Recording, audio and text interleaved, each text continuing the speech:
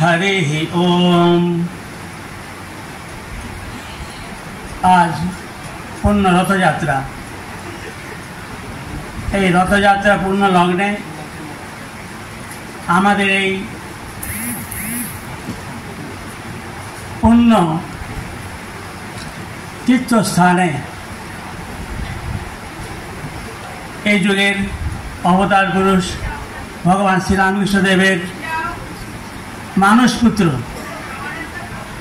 राजा महाराज श्रीमा स्वामी ब्रह्मानंद जी महाराजेर आविर्भाव तीर्थभूमि पुण्यभूमि सेखाने एई आश्रमे समवेत हयेछि एवं एखाने कयेकटी सुंदर अनुष्ठानेर आयोजन करा हयेছে। এখানে এই আশ্রমের এই মন্দির যা আগে ছিল তার থেকে আরও অনেক সুন্দরভাবে সেটি বিস্তৃত আকারে হয়েছে। ঠাকুরের শয়নঘরের আকৃতিও বর্ধিত হয়েছে আর সাধু নিবাসেরও একটি সুন্দর বাড়ি হয়েছে। ভক্তদের এবং সাধুদের ভোজনালয়েরও ব্যবস্থা হয়েছে। এই উপলক্ষে পরম পূজনীয়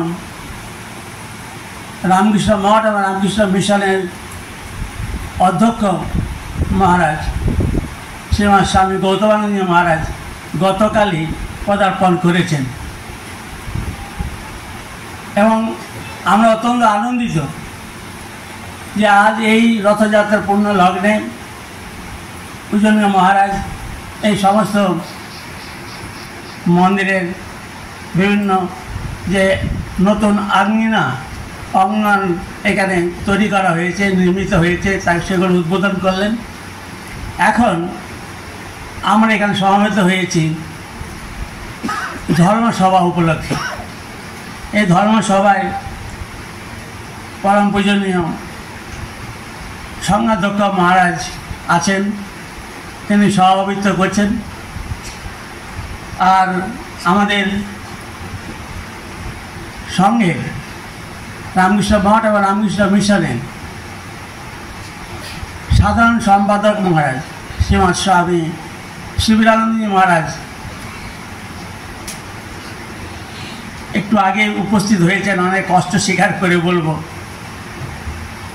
বা আছেন এবং বক্তব্য রাখবেন। আর তার আগে এই আশ্রমের অধ্যক্ষ স্বামী অনন্দানন্দজি তিনি স্বাগত ভাষণ নেবেন এবং তারও প্রথমেই উদ্বোধনী সঙ্গীত পরিবেশন করবে শ্রীমান রোহিত বাসু। আচ্ছা,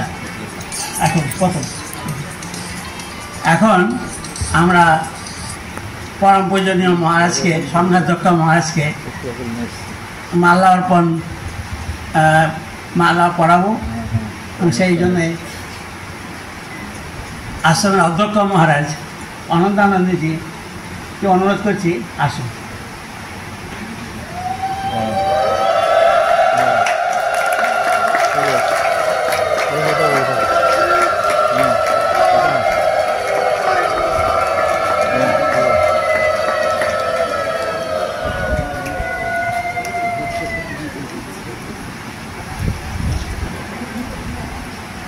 এখন উদ্বোধনী সঙ্গীত পরিবেশন করছেন রোহিত বসু। ও আচ্ছা,